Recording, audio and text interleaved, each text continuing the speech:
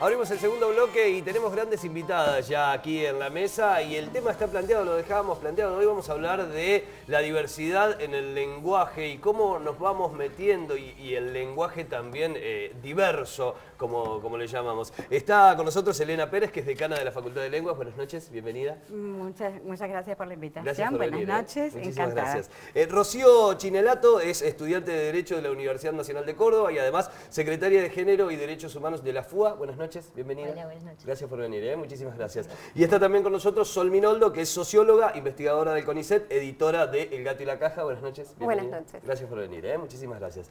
Vamos a ver el informe y charlamos con nuestras invitadas, dale. El uso del lenguaje inclusivo o no sexista a la hora de escribir y hablar es una tendencia que cobra fuerza. A partir de allí se instala el debate sobre si la escuela deberá o no incorporar las modalidades neutras para la enseñanza desde temprano. Hola amigues, ¿cómo andan tanto tiempo? No, dijo amigues, no, lenguaje inclusivo, no. ¿Qué, perdón, es malo? Sí, nena, es re malo el lenguaje inclusivo porque no está en la RAE, ¿entendés? Magitaje no está en la RAE. El lenguaje inclusivo te enoja porque es nuevo y porque visibiliza que hasta ahora los más incluidos eran los hombres. Especialistas afirman que este lenguaje apareció como un instrumento muy importante de visibilización y lucha. Si lo entendemos desde una perspectiva de políticas lingüísticas, veremos que tiene como objetivo inscribir en la lengua un cambio de visión de las relaciones sociales. El lenguaje no queda aislado de lo que pasa en el mundo, sino que actúa como constructor de identidades. Analistas señalan que tal vez la mayor resistencia a estas nuevas formas sea la academia, que no se adecúa al menos en tiempo y forma a la necesidad de sus hablantes. Va mucho más atrás de los cambios sociales. ¿Puede un cambio en el lenguaje modificar la sociedad? ¿Cómo impacta este cambio en el ámbito educativo? Todas esas preguntas del informe son las que vamos a empezar a trasladar y a charlar en esta mesa de trabajo. En un primer lugar decíamos, hay gente que se resiste, hay gente, Elena, que todavía no puede hablarlo y que dice, no, los cambios no pasan por ahí. ¿Pasan los cambios por ahí, por el lenguaje, los verdaderos cambios?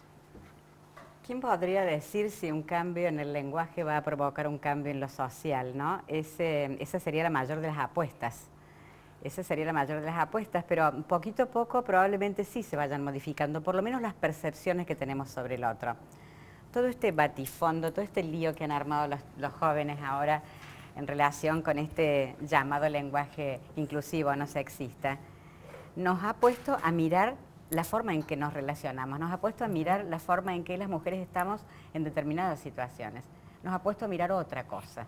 De pronto, este pequeño cambio, que a lo mejor no ha impactado todavía en el sistema, sino que es más bien un gesto retórico por ahora, nos ha llamado la atención sobre nada menos que las relaciones entre los géneros, ¿no? De modo que es probable, sí, como ha ocurrido hasta ahora, que una pequeña cosa en el lenguaje, que una pequeña terminación en el lenguaje, termine haciéndonos ver distintos a nosotros mismos, ¿no? Recién hablábamos fuera de cámara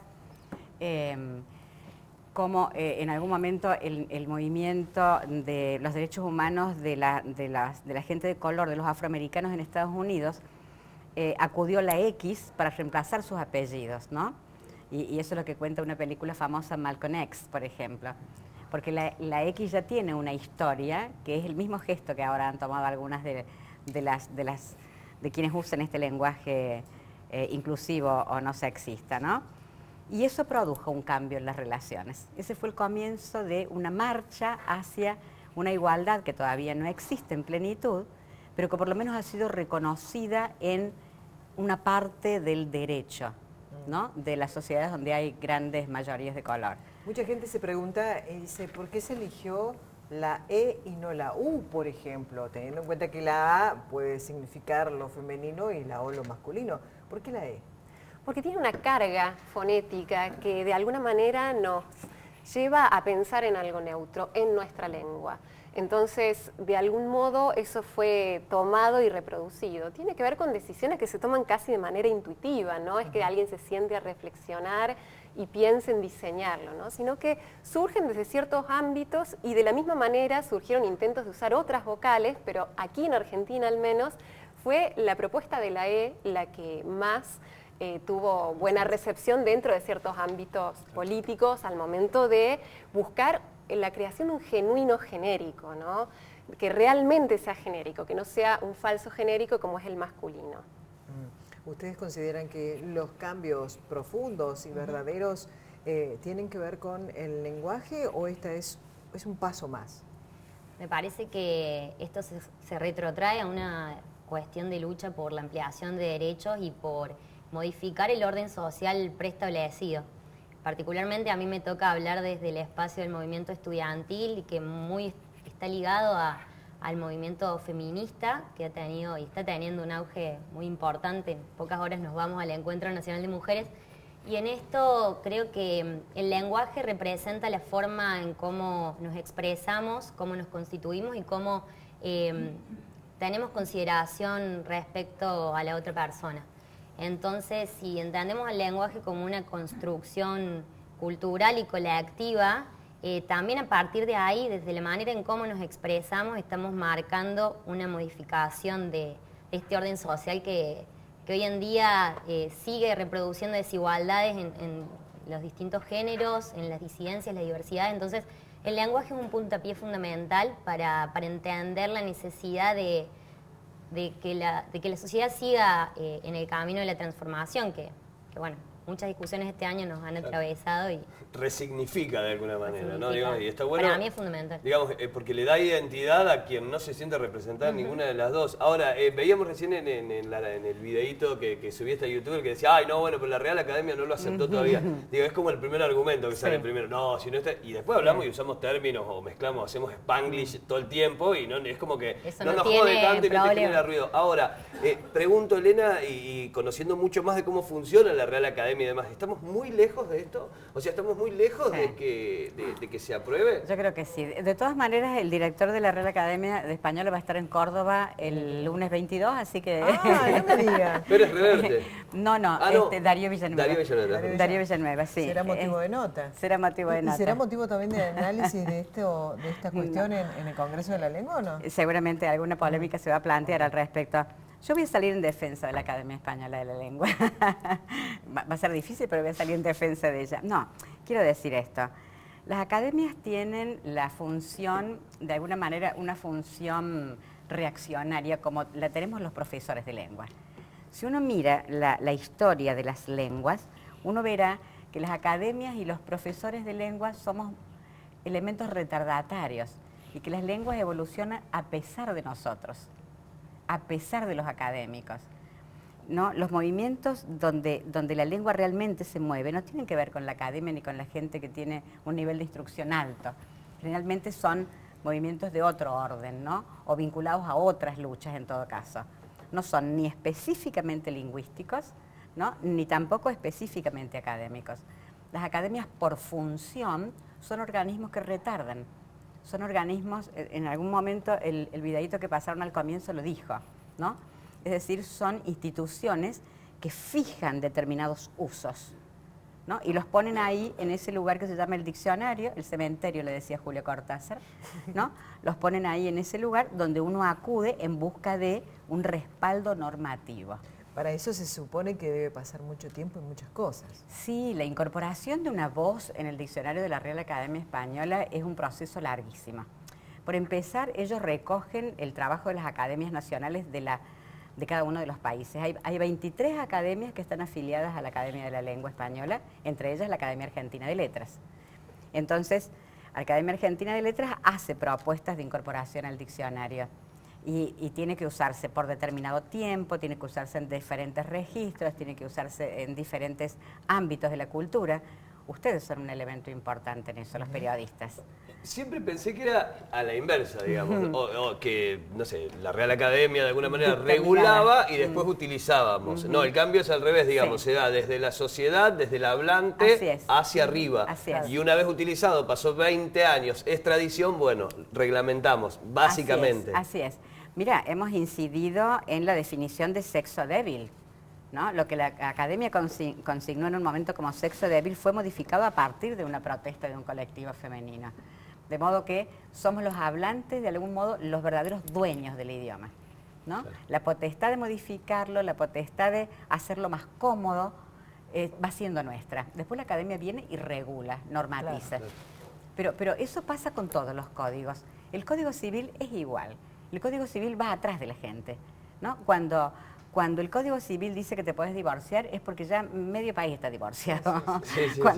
Cuando dicen que va a haber matrimonio igualitario es porque ya de hecho esos matrimonios existen, ¿no? Me parece que la letra del derecho, ¿no? La letra de la ley es una letra que se escribe con una lentitud pasmosa mientras nosotros vivimos, ¿no? Y hacemos una sociedad y atrás viene la academia, creo.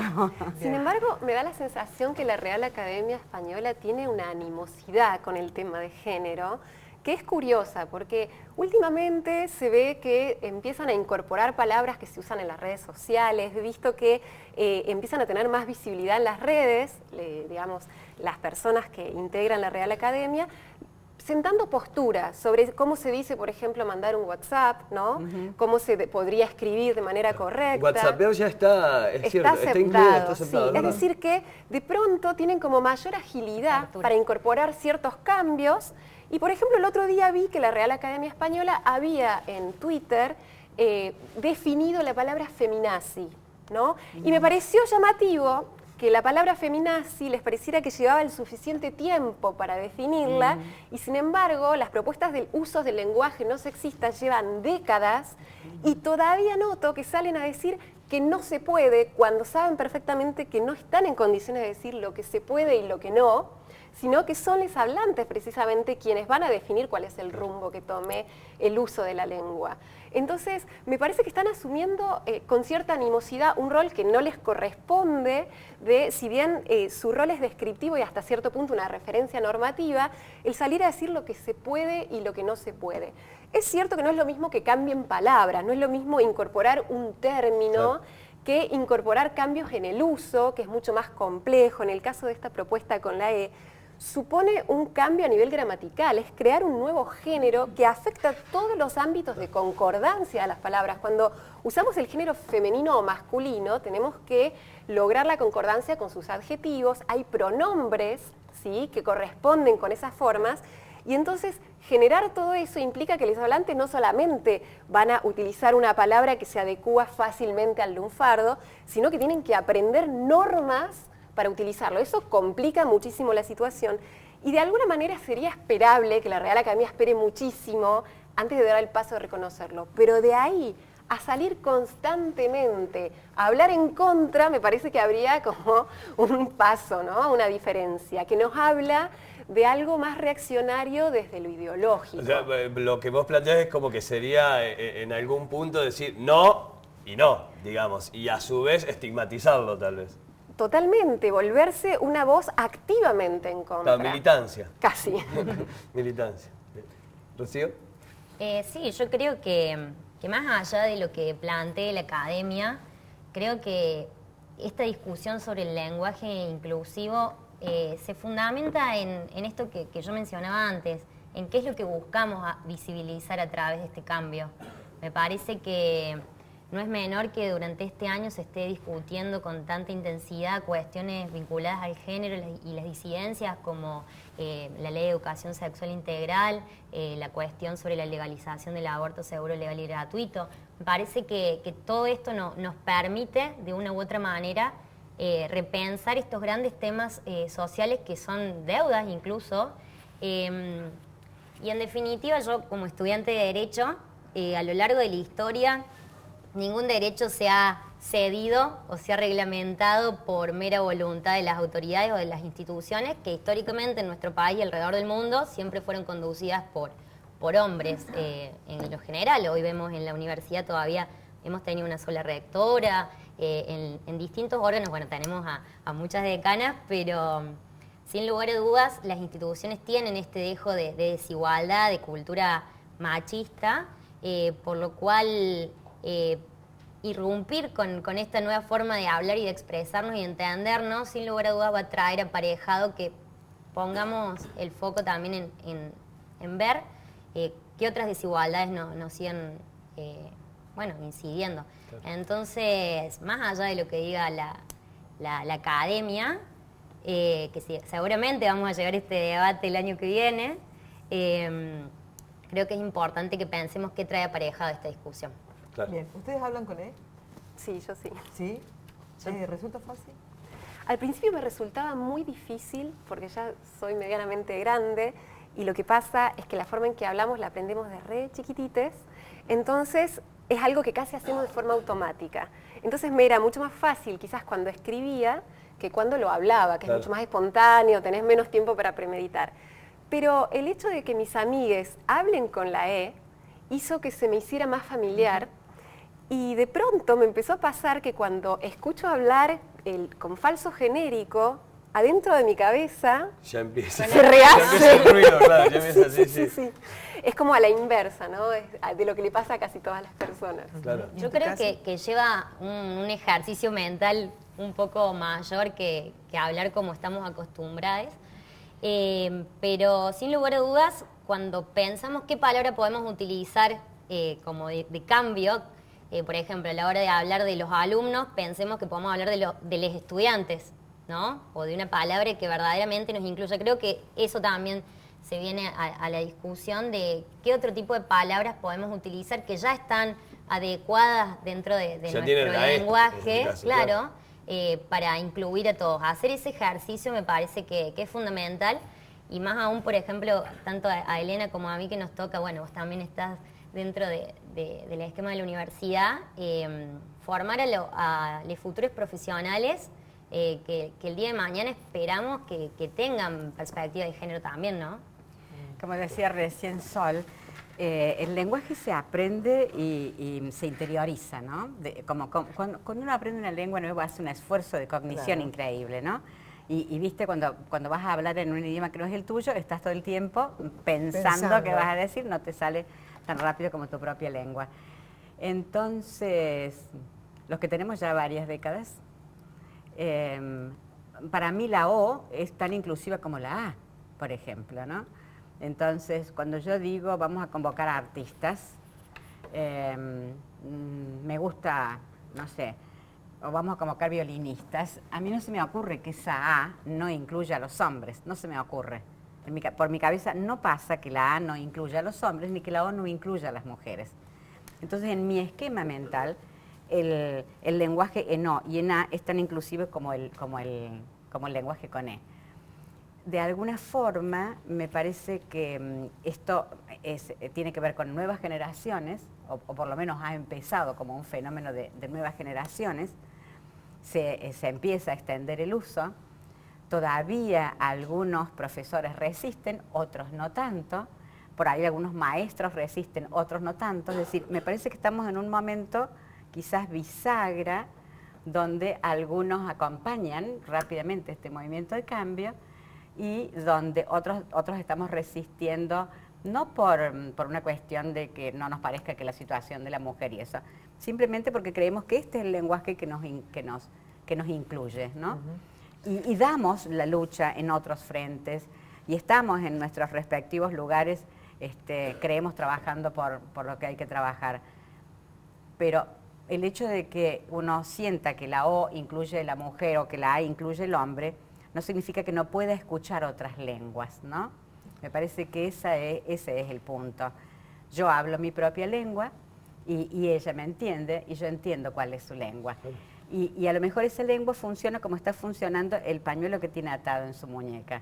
Está funcionando como una bandera, claro, ¿no? Como está funcionando ese pañuelo, como un statement, como una proposición, como diciendo, esta es mi idea acerca de esto, ¿no? Mucha gente ha dicho, es una moda esto, es una moda y va a pasar, como tantas modas que ha tenido ciertas palabras. Podría ¿no? ser Sí, que es pase probable, eso. sí. Es posible. Sí. Muchas veces algunas palabras que se incorporan a nuestro lunfardo tienen un tiempo y caducan, como me acuerdo la época en que todas decíamos chan, ¿no? Lluvia de chanes, tsunami de chanes. Sí. Parecía que iba a ser para siempre y ahora cuando lo cuento, los adolescentes me miran como, ¿de qué estás hablando? ¿No? Claro. Entonces, no podemos saberlo porque no es algo que se pueda prever. La lengua evoluciona por una acción completamente colectiva y no dominada.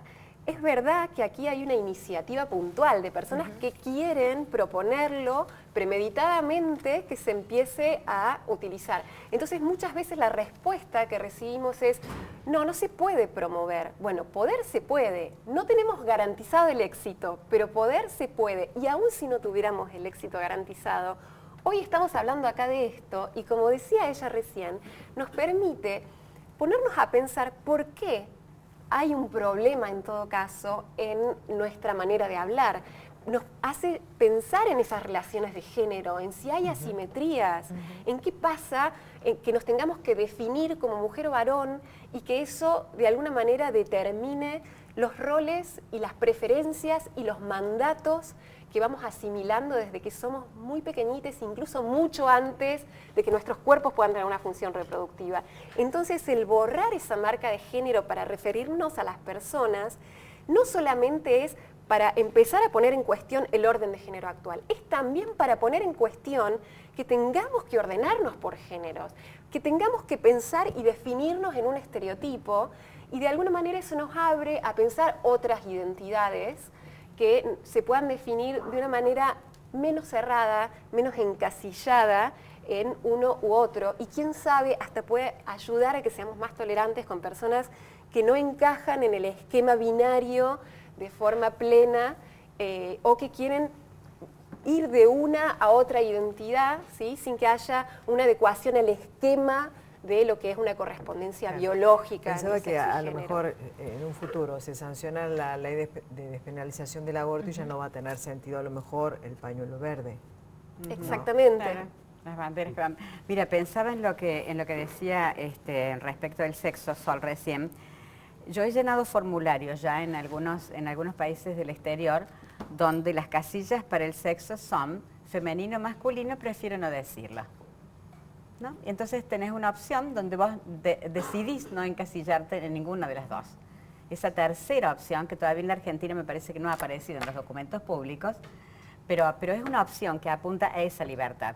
No tengo ganas de decirte que soy, ¿no? Entonces, Marco, prefiero no decirlo, no responder a esto. Recién, Elena, planteabas el hecho, bueno, hay docentes que se adaptan, docentes que están a favor, en contra, sí, no, digo, pero el tema es llevarlo al aula y bajarlo debe ser muy difícil también a nivel institucional. O sea, uno entiende que si circula en la sociedad por fuera de los ámbitos formales de educación, tal vez, pero sí hay profesores o hay docentes que han empezado a incluirlo y que han empezado a utilizarlo dentro del aula bajo la convicción, digamos, y eso está. ¿Qué pasa en esos casos, digamos? Porque, digo, si vamos a lo formal es como que les estamos enseñando mal el lenguaje, si se quiere, pero está bueno porque lo estamos preparando para la vida también. Mira, yo creo que si hay alguien rápido e inteligente para saber cuándo usar qué lenguaje son los jóvenes, ¿no? Pero cuando tienen 6 años saben lo que pueden decir delante del padre, lo que no deben decirlo y cómo se deben expresar en diferentes ámbitos. Tienen una agilidad extraordinaria para cambiar de registro y pueden sostener con el teléfono 6 conversaciones simultáneamente, cosa que yo no puedo hacer. Porque yo me confundo y seguro que le mando a ella el mensaje que era para vos. Pero ellos en ese sentido tienen una extraordinaria habilidad. De manera que esos sujetos saben bien lo que es la lengua del registro formal y del registro informal. Y pueden distinguir una situación de evaluación donde la maestra no va a aceptar la E, de aquellos otros, ¿no es cierto?, de aquellas otras instancias donde él habla con sus compañeros, habla con su mamá, habla con la maestra que se lo permite. De modo que yo creo que estamos en este momento también en un interregno donde en algún punto los profesores dicen, y ahora esto es una prueba de lengua, y en la prueba de lengua se escribe vaca con B corta y se escribe, ¿no es cierto? Estudiamos los sustantivos comunes de 2, ¿no? Entonces les pedimos el masculino y el femenino de estos sustantivos, de estos adjetivos, y ahí me parece que ponemos en funcionamiento toda esa maquinaria normativa en muchos sentidos, que afecta no solamente la terminación de los morfemas, sino que afecta la puntuación, la ortografía, la sintaxis, la concordancia de los verbos, el verbo haber como impersonal, que ya está pasando a ser personal, y todo lo otro. Yo diría además que enseñar la existencia de esta propuesta es una excelente oportunidad para entender muchísimas cosas que tienen que ver con la lengua. Por ejemplo... Yo lo veo por eso decía prepararlo para la vida, más allá que para la lengua. Por ejemplo, explicarle que la lengua no está muerta, que constantemente es dinámica, constantemente está cambiando, enriqueciéndose. Por ejemplo, el incluir el genérico genuinamente neutro para reemplazar el falso genérico nos permite una desambiguación, ¿no? Que quizás hasta cierto punto uno naturaliza esto de que sea inclusivo el falso genérico, pero lo cierto es que muchas veces hay que desambiguar para saber si nos están incluyendo o no a las mujeres cuando se habla en masculino. Entonces es un enriquecimiento y eso es una oportunidad para mostrar que un cambio puede enriquecer la lengua para que tengan más presente el tema de la concordancia, por ejemplo, y de paso para visibilizar qué es lo que está pasando con la forma en que hablamos y la relación que eso tiene con nuestras relaciones sociales. Entonces se pueden abordar muchísimos temas desde simplemente habilitar la existencia en la clase de esta alternativa, no diciendo tienen que hablar así, sino pueden. Mostrándolas, claro, tal cual. Está buenísimo, ahí vamos a seguir con este tema, lo vamos a seguir. Muchísimas gracias, gracias por haber venido. Gracias Elena, a ustedes por la invitación. Muchísimas gracias, excelente. La verdad es un debate que hay que dar y que está buenísimo que se empiece a dar en espacios así. Vamos a escuchar música en vivo cuando volvemos, las protagonistas y directora de una obra de teatro que se dará todos los domingos de octubre, ya te vamos a contar de qué se trata. Ahora en nuestro escenario, Marité Viván.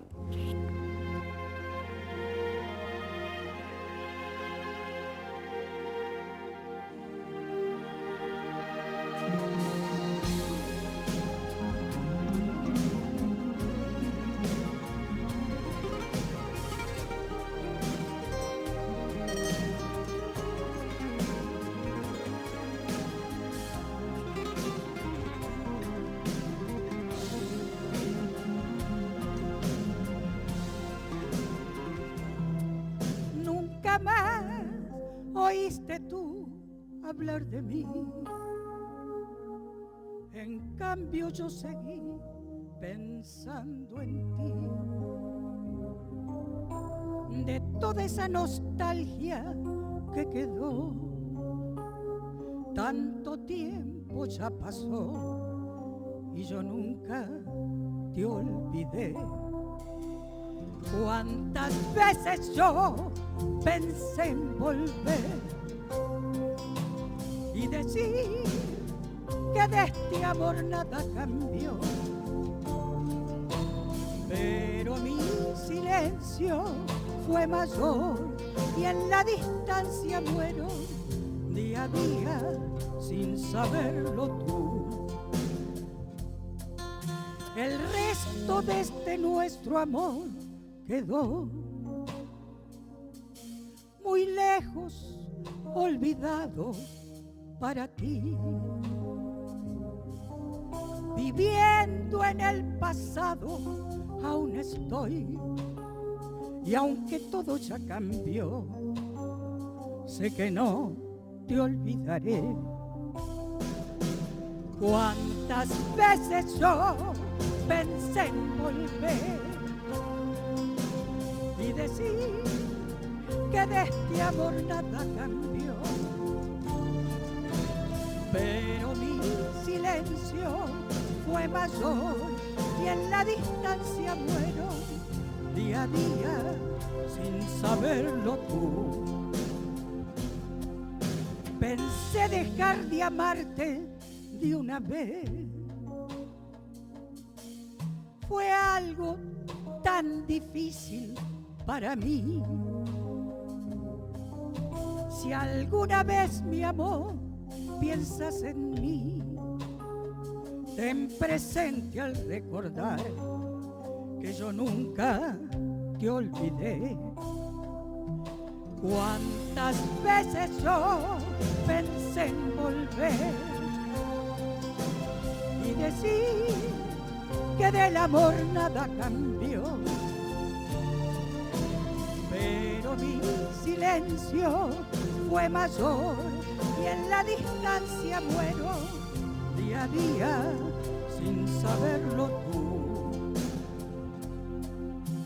Cuántas veces yo pensé en volver